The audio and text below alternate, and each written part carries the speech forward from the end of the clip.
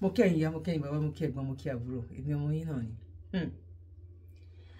Bàbá wa Saheed Òṣùpá ó bá wa dá sí ọ̀rọ̀ tó wà nílẹ̀ yìí.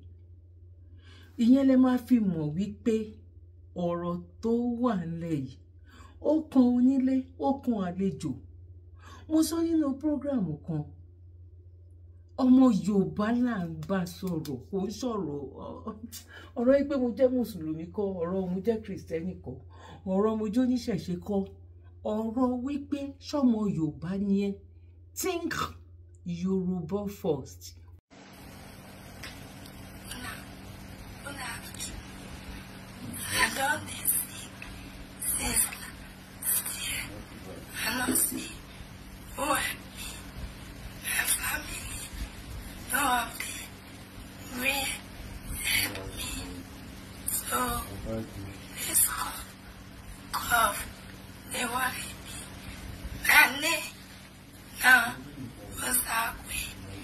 I'm from Edo State, Nigeria. I'm back. Una happy. They cannot I did for Libya. I beg you people in the name of God. Hello everyone, as you all have watched the video, our sister is begging you all to come and help with anything you have. I'm sorry the way I'm talking like this because I feel so sad. Guys, please, anything you have at all, 5,000, 10,000, 20,000. She's from Benin. You hear from her voice. She said her family refused to help her. Nobody from her family want to help her. But her friend told me that when this girl was still making money in Libya, when she still dey try, say her family now she dey send everything give. Now when the girl need help, family said don't shift from her. Now only a boyfriend wey God go bless, the way boyfriends say they throw away their girlfriend for Libya. I was a bit shocked to hear say na a boyfriend now he still dey take care of until now. Now you under a boyfriend house. Because with the story her friend told me, this girl was sold to Osofana last year. They say even at that Osofana she start to be sick before they come transfer her. Before the girl, as she dey sick for Osofana, they come free her for that place because of say she dey sick. After they sold her, you know she was paying there. The person she was working with come let her go. Then she moved to her boyfriend's side. So when she got to her boyfriend have been helping her since. Her boyfriend together with her friends wey God go bless. I don't still know say there are also great friends who start even up to 3 of her friends, and they don't write me today just for me to carry her news. And it's so touching that her whole family are rejecting her in this hard stage of her life. And her friend tell me say this girl so say when she still dey okay, everything na for family. That's why I dey tell una say mo na bring una self first. Now she don't seriously dey sick. Family said they no even send her Libya. Òun la wà lọ́wọ́lọ́wọ́ yìí. Think Yoruba first. Òun la lè. Òun tún ló lè gbé wa. Òun ló tún lè ràn wá lọ́wọ́ nínú ìrìn àjò yìí. Torí wípé kí ni? Nǹkan tó pọ̀ ló ti ṣẹlẹ̀. Wọ́n ní nǹkan tó wà lẹ́yìn ọ̀fọ̀, nǹkan tó wà lẹ́yìn ọ̀fà ó ju òjé lọ. Mo padà dà, mo pòwe yẹn dáadáa.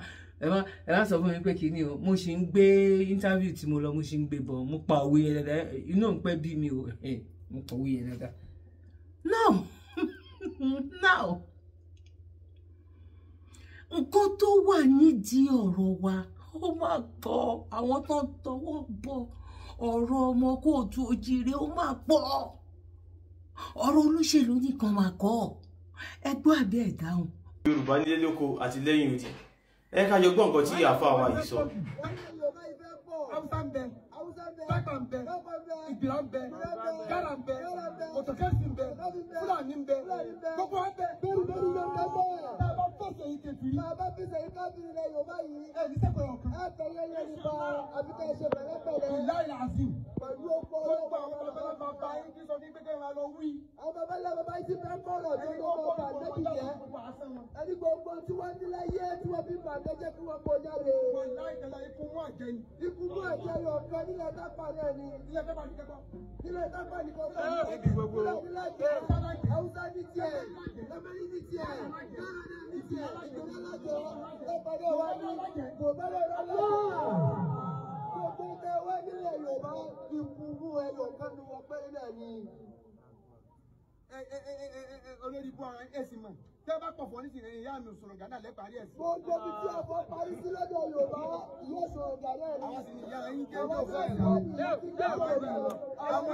Àwọn ti ṣàgbé. Ìyá ọ̀sọ̀rọ̀ gàtẹ́ wá wíwù. Ọmọ ọ̀dọ̀ àwọn àfáà. Ọmọ ọ̀dọ̀ àwọn àfáà.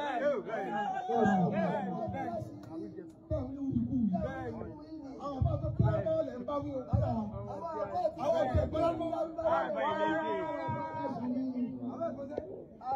Àwọn ọ̀gbẹ́lá ń bá wá. Bàbá láwọn ọ̀gbẹ́lá ń bá wá.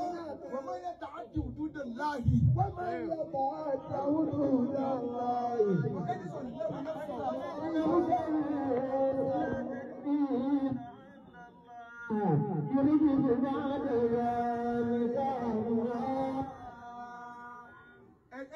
Stop where? Dúró bá wọn náà wọ́n lọ́wọ́ láyé ti tó gẹ́.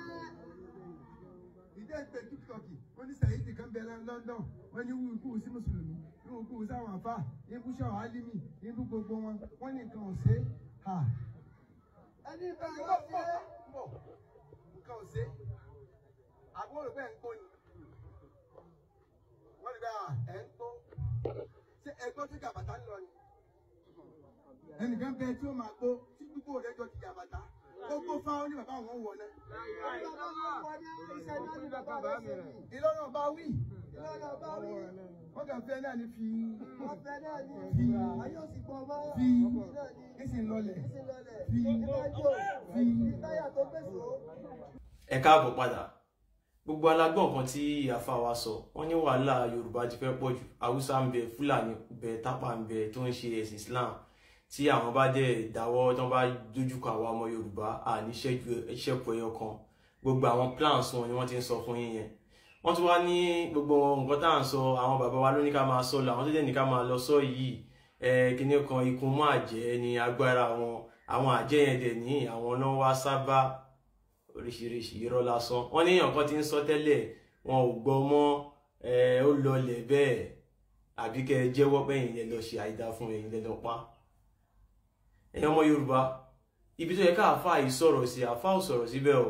Nǹkan tí ó yẹ kẹ́ máa bi àwọn àfáà yìí ni pé gbogbo nǹkan tí àwọn ọmọ yìí ń sọ nípa Islam tí wọ́n ń kà jáde nínú Quran, Hadith, Sirat, Tafsir ṣé bẹ́ẹ̀ ló ṣe rí àbí bẹ́ẹ̀ kọ́? Nǹkan tó yẹ kẹ́ bi wọ́n nìyẹn àmọ́ wọn ò ní sọ fún yín. Mo tún wá tún sọ tó o fi kú tí o ronú pìwàdà kó o tó kú tó lọ jẹ́ kí ikú ká ẹ mọ́ orí Islam, ó ti di ẹni òfò, ó ti di ẹni ègbé, ó ti di ẹni ẹ̀kọ́. Torí nǹkan tí Quran sọ fúnra ara ẹ̀. Quran chapter 19 verse 71 òun ní pé gbogbo ẹ̀yin mùsùlùmí ni Allah máa kó sínú náà, ẹ máa kọ́kọ́ jóná. Ẹgbẹ́ kan nìyẹn, orí burúkú kan nìyẹn lẹ́gbẹ̀ẹ́ kan. Nílẹ̀ Yorùbá àwọn bàbá wa sọ fún wa wípé ẹni tó bá jalè lẹ́ẹ̀kan tó bá da aṣọ àrán borí aṣọ olè ló dàbúra. Òjíṣẹ́ ńlá Muhammadu tẹ́ ń tẹ̀lé ó máa jalè ẹ̀dẹ̀ ń tẹ̀lé. Ẹ ká lọ wo Quran chapter 3 verse 161. Ó ní kò lẹ́tọ̀ọ́ fún ànábì kan láti jí mú nínú ọrọ̀ ogun síwájú kí wọ́n tó pín. Ẹnikẹ́ni tó bá jí nínú ọrọ̀ ogun síwájú kí wọ́n tó pín ó máa dá ohun tó bá jí mú padà. Lẹ́yìn náà a máa san ẹ̀mí kọ̀ọ̀kan lẹ́san ohun tí ó ṣe níṣẹ́. Kí ni ìdí tí àyà yìí fi sọ̀kalẹ̀? Wọ́n jẹ́ láti ìdigunjalè Badru, ẹ má gbàgbé ibi tó bá ti lọ jalè 20% ní ti Muhammadu. Ó ní òun àti Allah làwọn jẹ́ ní 20%. Ìbò ìfẹ́ kó yẹn fún Allah. Tó bá ti gba 20% ẹ̀ èyí tó kù àwọn ọmọ ẹ̀yìn ẹ̀ máa pín. Gbogbo ẹrù tí wọ́n jí kó tó dìgbà tó máa pín wọn ò rí pátá pupa. Muhammadu ti mú bóyá ó fẹ́ fún Aisha ní a ò mọ̀. Wọ́n wá bí pátá amúbọ̀ a ò rí. Muhammadu dẹ̀ ti gbọ́. Ó wá ní ẹdúró Holy Center. Allah ti sọ àyà kalẹ̀ nígbé kò lẹ́tọ̀ fún ànábì láti jí mú nínú ọrọ̀ ogun kí wọ́n tó pín so ẹ má lọ rò pé bóyá òun lòun mú ẹni tó bá jí mú nínú ọrọ̀ ogun yẹn ó máa dá àwọn tó bá jí mú padà lọ́jọ́ àgbéǹde kí ló dé tí Allah ò reveal ẹni tí ó jí pátápá ẹ sòdodo jalè náà kò wá ń ṣe bẹ́ẹ̀ nìkan ló ti jalè o àmọ́ yẹ kí n fún yín ní yẹn nìkan ẹ ká tún lọ wo Sunnah Ibn Majah 1933. It was narrated from Ibn Umar ṣàlàyé from the prophet pé òjíṣẹ́ ńlá Muhammad sọ pé concerning a man who had a wife then divorced her nípa arákùnrin kan tó níyàwó tó dẹ̀ kọ ìyàwó ẹ̀ sílẹ̀ then another man married her ọkùnrin mi wá fẹ́ ìyàwó tó kọ sílẹ̀ yẹn but divorced her before consummating the marriage but ọkùnrin mi tó fẹ́ obìnrin yẹn ó tún wá kọ obìnrin yẹn sílẹ̀ kò dé tí ì bá sùn kò tí ì fọwọ́ kàn kó tó kọ sílẹ̀. Could she go back to the first man? Ọwọ́n bí Muhammadu ṣé obìnrin yẹn lè pa sọ́dọ̀ ọkọ ẹ̀ àárọ̀? Kí ni Muhammadu wí? He said no. Ó ní rárá. Why? Ó ní not until it tastes a sweetness. Àyàfi tí ọkùnrin tuntun tóbìnrin yẹn fẹ́ yẹn tó bá kọ́ bá obìnrin yẹn sùn kóbìnrin yẹn tó lẹ́tọ̀ọ́ láti pa sọ́dọ̀ ọkọ ẹ̀ àárọ̀. Àṣà burúkú tẹ gbé wá sọ́dọ̀ wa. Wèrè ló ń ṣe Islam náà. Ó jẹ́ nǹkan ìgẹ́lẹ́ ó wà ní Quran chapter 2 verse 130. This same thing. Torí tẹ́ bá sọ pé hadith tako Quran, ó wà nínú hadith, ó wà nínú Quran. Gbogbo nǹkan tó wà nínú hadith pátápátá náà ni ó wà nínú Quran. Gbogbo nǹkan tá a ti kà òdodo ni kò sí rọ́ńbẹ̀. Muhammadu ó bá Aisha sùn lọ́mọdún 9 nígbà tó wà níbi age of 55. Ọmọdún 9 olórí burúkú lẹ́ni tó bá ń tẹ̀lé Muhammadu. Kẹ́ wá múrù Muhammadu yẹn kẹ́ mú ní òjíṣẹ́ yẹn tẹ́ntẹ́lé. Àti pé Fúlàní ló ń ṣe ẹ̀sìn yìí ẹ̀yin ọmọ Yorùbá Islam ẹ̀sìn Fúlàní ni láti máa fi gbalẹ̀ torí Muhammadu dálẹ̀ láti máa fi gbalẹ̀ ni ibi tó máa ti gbé Islam wọ̀ wàhálà ti wọbẹ̀ wọ́n ti fẹ́ lọ gbalẹ̀ bẹ̀. Láfikún kí tó máa lọ àfà látẹ̀ni lọ ẹ má pe Allah lọ́lọ́run mọ́ ẹ yé pe Allah lọ́lọ́run mọ́ gbogbo ẹni tó bá pe Allah tó bá ń pe Allah lọ́lọ́run a máa ṣépè fún ni o Allah ò kì í ṣe Ọlọ́run o ṣìgìdì ni Allah Olúwa lè kábà ẹ pe Allah yín ní Allah ẹ fi Ọlọ́run Olódùmarè ti wálẹ̀ o ẹ fọ Ọlọ́run ilẹ̀ Yorùbá ló ní Ọlọ́run o ẹ̀yin kọ́ lẹ ní Ọlọ́run o Allah lẹ gbé wá o àṣírí dẹ̀ ti tú o. Àwọn àfáà ìgbà yẹn sì yẹn wọ́n ṣe pọ̀ ẹ kàn imagine pé gbogbo àwọn àfáà ilẹ̀ Yorùbá yẹn wọ́n ń ṣe iṣẹ́ àgbẹ̀ ẹ kàn imagine pé iṣẹ́ àgbẹ̀ ló ń ṣe. Oúnjẹ màmá pọ̀ ń lù oúnjẹ òní wọ́n bóúnjẹ ṣe wọ́n yìí wọ́n wá ń ka ìwé àwọn ìlú tá a dé àwọn ìlú gidi àwọn àràbù ló ní ìwé yìí tán àràbù ni kò kàn wá náà iṣẹ́ everybody ń ṣe ń bì náà iṣẹ́ everybody ń ṣe. Mo tún sọ kò jẹ́ sí nǹkan kan kò ságbára kankan nínú Quran kò sí nǹkan tẹ́ fẹ́ ṣe mo mọ̀ pé nǹkan àwọn bàbá wa náà ni lẹ fẹ́ lò tẹ́ ẹ bá dẹ̀ lò kò ní jẹ́ kò jẹ́ sọ́wọ́kọ́wọ́ tẹ́ ẹ bá gbé bóyá lórí mi àbí lórí Àkànbí Ọlọ́ba àbí lórí Olówó Èkó àbí lórí anybody gbogbo àwọn tó bá ń sọ̀rọ̀ tó ń tú àṣírí Islam ọwọ́kọ́wọ́ tẹ́ ẹ bá gbé ó máa jẹ́ tiyín àti tàwọn ọmọ yín. Ó jẹ́ pé púpọ̀ náà àwọn tó ń sọ àṣà wọn nù nítorí ẹ̀sìn wọ́n sọ̀rọ̀ àwọn lónìí kò sí bó ṣe lè jẹ́ kó gbọ́ Lárúbáwá tó ń lé ayé tá a wà yìí tó bá délé Lárúbáwá kó máa sọ Lárúbáwá àti ẹ kí káwọn ẹ̀ máa kó yín wà lórí àwọn ẹ̀ Lárúbáwá sọ fẹ́ pé ọ̀gbẹ́ni òṣè Lárúbáwá o wọn ò ní fi ẹ́ sáàrin wọn láwọn ibì kan àlejò ní ìgbà àlejò ló máa jẹ́ tí bíi la máa fi fọ́n o ò lè dọmọ Lárúbáwá láti fẹ́ wọ́n ti ẹni fún ẹ ní kíní Lárúbáwá gbọdọ̀ fẹ́ gbà o ò lè di citizen wọn lájí.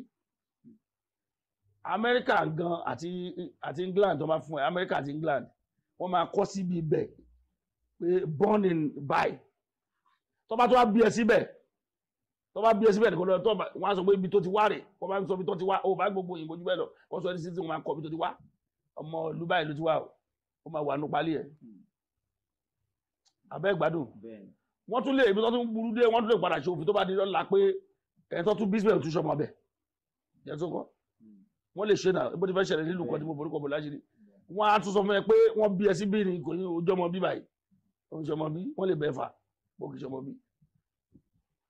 ó wá gbéde wọn ó mú kọ́ṣọ̀ wọn ó sọ di agbádá àtẹ̀wò ń wọ̀ kò sọ ẹ́ di bí wọn mo gbóyìnbó ò sọ mí dóyìnbó kò yá tí mo sọ yé kò sọ mo pẹ̀lú òyìnbó sọ mí lóyìnbó mo gbọ́ gbogbo òyìnbó tán láyé gbogbo òyìnbó bí kò òyìnbó máa láìnú mi òyìnbó ò ní pè mí lóyìnbó aráàlú mi lọ́nà máa pè mí ó mọ̀ pé bí ìṣọmọ ìlú àwọn so láti gbèyàn ti sọ identity ẹnu bẹ́ẹ̀ ìlú tó jẹ́ ló jẹ́ ò bá gbọ́ òyìnbó jẹ́ lóyìnbó lọ ó gbá haúsá jẹ́ láwùsá lọ haúsá ò lè sọ pé torí haúsá ni ẹ. ẹ kúrò rè sá. yes sir kí lẹ fẹ́ bá wa dá sínú ọ̀rọ̀ tó wà níṣẹ́ ti rí àwọn posters wa kankan àbí ká fún yín láwọn ọ̀rọ̀ kankan àbí méjì tẹ́lẹ̀ bá wa dá sí. Beforehand, only question the major meta kan tí mo fẹ́ bẹ̀rẹ̀ beforehand. Ṣé lọ́wọ́ mi àbí lọ́wọ́ àfà? Everybody. Particularly ẹ̀yin àti àwọn. All right, à ń gbọ́ yín but lọ́dọ̀ wa ń bì sá. Nǹkan tá a máa ń sọ ń bì òun ni ọ̀rọ̀ Quran, Saudi, Muhammadu, Allah, Tefsir, Sirat àwọn ọ̀rọ̀ tá à ń sọ ń bì nìyẹn. But tó bá yẹ pé ọ̀rọ̀ nǹkan tó fẹ́ jọ mọ́ bí Yorùbá tó bá yẹ pé Yorùbá ni yín mo believe pé ó yẹ kẹ́ ẹ mọ̀ àwọn ọ̀tàn kankan wà tó pé ẹ máa mọ̀ so ẹ béèrè question yín. Okay. Dónà ọ̀rọ̀ tẹ́sán náà sí ó fún mi ní preface sí àwọn nǹkan tí mo fẹ́ béèrè. Àwọn kan bẹ̀ ni pé ká gbà pé Rúbẹ̀ mo believe pé purpose teaching yín ni pé kí àwọn tí wọ́n jẹ́ mùsùlùmí particularly the question mo yẹ kí n bẹ tó okay ẹlẹ́ẹ̀kejì ni question ìbọn yẹ kí n fi ṣe àkọ́kọ́ ni pé why tó yẹ jẹ́ pé Muslim àbí Islam ni focus yín pàápàá jùlọ nílẹ̀ Yorùbá ìyẹn ni question ẹlẹ́ẹ̀kejì ni question ìbọn òun lọ́wọ́ kọ́ wá lákọ̀ọ́kọ́ yẹn so ìyẹn jẹ́ question àkọ́kọ́ kejì tó wà ń bẹ̀ ni pé ní ká gbà pé ẹ wá preach àìsọ̀bọ̀ fún ẹni tó jẹ́ Muslim ó wá kúrò nínú Islam ó wá fẹ́ sọ pé òkè òun fẹ́ padà sí ìṣẹ̀ṣe sí ibi orírun ẹ̀ tó jẹ́ ṣọ́ọ̀ṣì gangan nsìn ǹjẹ́ a lè sọ pé àkọsílẹ̀ wà àbí ká sọ pé ìwé wà àbí ká sọ pé nǹkan kan wà tó jẹ́ pé a lè gbà pé òkè o nǹkan yìí ni ó máa fi jẹ́ atọ́nà fún ẹ tó máa jẹ́ kó tá a sọ pé ibẹ̀ ló ti máa kọ́ tí ó máa jẹ́ continuity nínú pé òkè èmi tí mo mọ̀ wá kọ́ mọ́ mi tí ò ní sí tó máa wà authentic for longer time nǹkan tí mo sọ yẹn mo rò pé question mi yẹn ṣóye tó jẹ́ pé even nǹkan tó máa sọ fún mi pé tó máa sọ pé òun ṣe nǹkan báyìí ni gẹ́gẹ́ bí oníṣẹ̀ṣe àbí kankan ok mo lè sọ pé ẹ̀rí mi nǹkan tó mo lè sọ nǹkan tó dún mọ́ mi ṣe bẹ́ẹ̀ ni pé nǹkan báyìí tó dẹ̀ máa jẹ́ pé ms pé bóyá ṣé kí ló jẹ́ pé Islam ni tẹ́ ẹ bá wo Rotimi Daniels. ẹni tó ní nǹkan tó yẹ kí n béèrè bẹ́ẹ̀ ẹ má bínú. mo ti ń dá yín lóhùn sá mo ti ń dá yín lóhùn. tẹ́ ẹ bá wo Rotimi Daniels òun náà ó ń bá àwọn èèyàn sọ̀rọ̀ lórí Christian nǹkan táwa ń ṣe tá à ń jẹ́ káwọn èèyàn mọ̀ ní pé nílẹ̀ Yorùbá a ti mọ Ọlọ́run Olódùmarè kí wọ́n tó gbé ẹ̀sìn wa a dẹ̀ ń jẹ́ kó yé àwọn èèyàn wípé the word religion ẹ̀sìn Ọlọ́run Olódùmarè kò ní Olódùmarè kò kí ń ṣe Christian Ọlọ́run Olódùmarè kò kí ń ṣe Muslim àwa ń sọ fáwọn èèyàn pé Islam tán gbé wá yìí purpose tí wọ́n fi gbé wá òun eléyìí a dẹ̀ ń ka Quran à ń ka hadith à ń ka fáwọn èèyàn ó dà pé ọ̀rọ̀ tí mo sọ yẹn ó dà pé wọ́n á sa question. Now I understand. So nǹkan tó yẹ kí. ẹ̀yin jama tí ẹ ń sọ̀rọ̀ lórí àwọn èèyàn mẹ́ta kan pé kí ni mo rí sí ọ̀rọ̀ ẹ lóòótọ́ mo rí fídíò wọn ifon gan ti bá mi ṣe live papọ̀ olówó Èkó ti bá mi ṣe live papọ̀ rí then Akànbí Ọlọ́ba àti MS Bàbá sẹ́rí ẹgbẹ́ máa ń sọ nínú ọ̀rọ̀ ni pé má wá ẹni tí ó jẹ bàbá ẹ lówó kí wọn náà má bàa rí ẹni tí bàbá ẹ tó jẹ lówó sẹ́rí nígbà tí à ń dàgbà bọ̀ nílé nígbà tá à ń kẹ́kọ̀ọ́ lọ́wọ́ gbogbo nǹkan tí wọ́n fi kọ́ wa náà ni pé ẹ̀yin ẹlẹ́bọ ẹ̀yin ológun ẹ̀yin onígbá ẹ̀yin aláwo àwọn bàbá yìí bí wọ́n ṣe fi gbé ẹ̀sìn kalẹ̀ ńgbà náà lọ nìyẹn ṣùgbọ́n nígbà yẹn afọpọlọ sí nílẹ̀ Yorùbá àwọn oní Ògún bẹ nílẹ̀ Yorùbá ńgbà náà lọ ọlọ́ya ń bẹ, ọlọ́bàtálá ń bẹ, oníṣàngó ń bẹ, ọlọ́ṣun ń bẹ, onífásì ń bẹ. Gbogbo wọn sì ń lò gbésí ayé wọn tájọ́ ń lò gbésí ayé wa pẹ̀lú ara wa. Èyí tó bá wù nínú wọn ó lè jọ yẹn sí wa, á sì kọ́ bá a ti jọ dàgbà nìyẹn. Kò jẹ́ káwọn yẹn ó rí ara wọn gẹ́gẹ́ bí nǹkan tí ò dáa, kò jẹ́ kí wọ́n ríra wọn gẹ́gẹ́ bí inferior láàrin wa. Wọ́n ríra wọn gẹ́gẹ́ bí ara wa, bí ọmọ bíbí ilẹ̀ Yorùbá tí gbogbo wa sì ń sọ pé ọmọ Yorùbá ni wá. Àwa ń ṣẹ̀sìn mùsùlùmí, Islam wa jẹ́jẹ́, àwa jẹ́ mùsùlùmí. Àwọn Christian ti ẹ̀sìn Christianity wọn, so àwọn náà dẹ̀ ń bá ìgbésí ayé wọn lọ nípa ìṣẹ̀ṣe. Ìgbà míì wà gan tí pé ẹlòmíì ni yóò lọ bá, yóò ní ìdìrànlọ́wọ́ wọn, wọn ó ṣe fún un. Ṣùgbọ́n kí ni èmi dé sí? Ó di pé ká bẹ̀rẹ̀ sí ní máa ságbá lọ́gbẹ́, sáàwó lọ́gbẹ́. Ẹ̀wọ̀n àwọn ilé òkè sára wa ẹlẹ́pẹ́ ìfún téèyàn bá jẹ́ oníjàlábí nínú Islam lẹ́ni wọn alẹ́lẹ́bọ ní àwọn ní bídíà. Now ẹ ti rí ibi tó dé. Mo sì live ní ànákọ́ ni mo ń sọ pé gbogbo tọ́lọ̀ ń dá níran èèyàn ní onírọ́. Wèé kankan wá from nowhere tó kàn text unnecessary message. Inú ọ̀rọ̀ tí mo ń sọ, tí mo ti sọ̀rọ̀ Ànábì Muhammad sallallahu alayhi wa sallam, but ara àwọn wèrè tí ń dalẹ̀ ẹrú náà lẹ́rí yẹn o. Now ó náà lọ fèsì tó bá dọ̀la, èyí tó nímọ̀ àbùtárù yẹn yóò lọ fèsì àwọn oníṣẹ̀ṣe. Ẹ̀rípa ẹ̀rọ bákan nílẹ̀ Yorùbá tó yẹ kó jókòó ẹ̀ jẹ́jẹ́, kó jókòó ara ẹ̀ jẹ́jẹ́. Ó jọba lórí ìlú tó jọba lórí ẹ̀ comprise so many religion. Onígun bẹ́ńbẹ́, oníṣàngó bẹ́ńbẹ́, ọlọ́ya ń bẹ́ńbẹ́, ọlọ́bàtálá ń bẹ́ńbẹ́, onífá ń bẹ́ńbẹ́. Ó wá sọ́ra ẹ̀ di wèrè pẹ́pọ̀ gbọ́dọ̀ rí wọn. Ó wá sá gbọ́ ilẹ̀ Yorùbá lọ́gbẹ́. Ó ti mọ̀ pé wọ́n máa padà wá fún ẹni. Àdúgbò sí ilẹ̀ gbọ́dọ̀ bá wọn bú Ọlọ́run wọn. Definitely ẹ tẹ̀lé Quran, ẹ kàn gbé Islam sórí ni, ẹ tẹ̀lé ayálẹ̀ Quran, ẹ tẹ̀lé ayálẹ̀ Quran. Tẹ́lẹ̀ bá máa wí wá ní ìgbà tí Islam ò tí pọ̀ nìyẹn. Bẹ́ẹ̀ náà ni mo gbọ́ lẹ́nu kan náà ṣé wo wa kan tán ní nígbà tán ní a lè fẹ́ kírísítẹ́nì pé nígbà táwọn ò tí pàtà tí pọ̀ nìyẹn, nísìnyí a lè fẹ́ wọn mọ́. Tí wọ́n bá dé pé wọ́n gbọ́dọ̀ sóúnjẹ ká jẹ mọ́. So gbogbo àwọn nǹkan wọ̀nyí ẹ ti mọ̀ wípé bá lọ àbọ̀ ti dé. Wàhálà ẹ̀ lè dá dúró. Ìwé àkẹ́ mọ́ dogunlẹ̀. Wàhálà ẹ̀ lè dá dúró. Mo sọ ní 7 years ago àbí 8 years ago, ẹ̀yin jẹ́mọ̀ náà lè ti jábà tẹ́ bá rántí lọ́jọ́ náà lọ́hùn. Mo ní nǹkan táwọn tán pera wọn lálùsúnà àbí sáláfì àbí nǹkan kan tí wọ́n ń ṣe nílẹ̀ Yorùbá yìí, abọ́ ẹ̀ ń bọ̀ àbí mi ò sọ fún yín.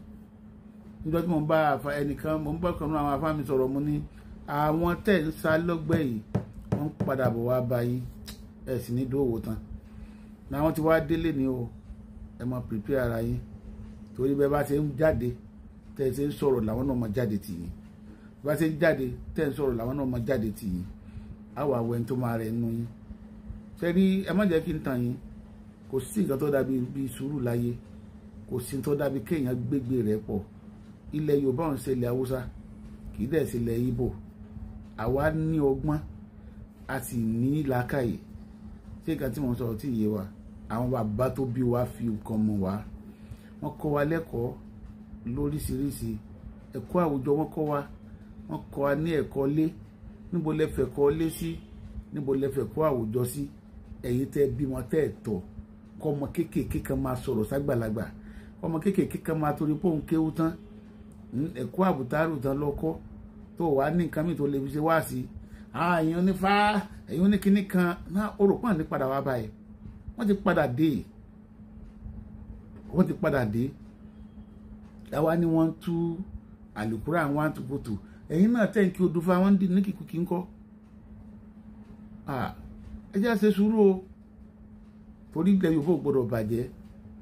Ọlọ́run kó dó tiwa o. Gbogbo ẹ̀yin tí ẹ tẹ́ ń sọgbá tẹ́ ń sàwo, dìmọ̀ tẹ́ bá ti jáde tẹ́ ń sọ̀rọ̀, dìmọ̀ táwọn ọmọ fún yín lésì. ẹ̀yin dẹ̀ ní ara yín ò gbà yìí, ara yín ò gbà, ó ta yín lára pé wọ́n bú Ọlọ́run yín, ṣùgbọ́n tó tẹ́ ti ń bú Ọlọ́run àwọn òtara. Ọlọ́run kó ṣàánú wa, kó má kájú àánú ẹ̀ kúrò lára wa. Ẹ lọ sí àtúnṣe, gbogbo ẹ̀yin tẹ́ ń bímọ lénìí, gbogbo ẹ̀yin tẹ́ ń kọ́ ọmọ lẹ́kọ̀ọ́, ẹ lọ sí àtúnṣe o. Ọlọ́run kó dúró tì wá. Salamu alaikum wa rahmatullahi wa barakatuh. ọ̀rọ̀ olóṣèlú nìkan mà kọ́ ló ń bá wa fà. àwọn tí ò kí ń ṣe olóṣèlú wọn máa ń bá wa fa ọ̀rọ̀ yìí gan. individual ẹbí ẹ máa ń bá wa fa ọ̀rọ̀ yìí, ẹbí tèmi máa ń bá wa fa ọ̀rọ̀ yìí lọ́nà wo. torí wípé tí àbá ìtì ṣe tí Yorùbá First yẹn, eku ò lè ké bí eku, ẹyẹ ò lè ké bí ẹyẹ, ọmọ èèyàn ò lè fọhùn bí ènìyàn. náà kọ́rọ̀ tèmi máa wà pọ̀ jù.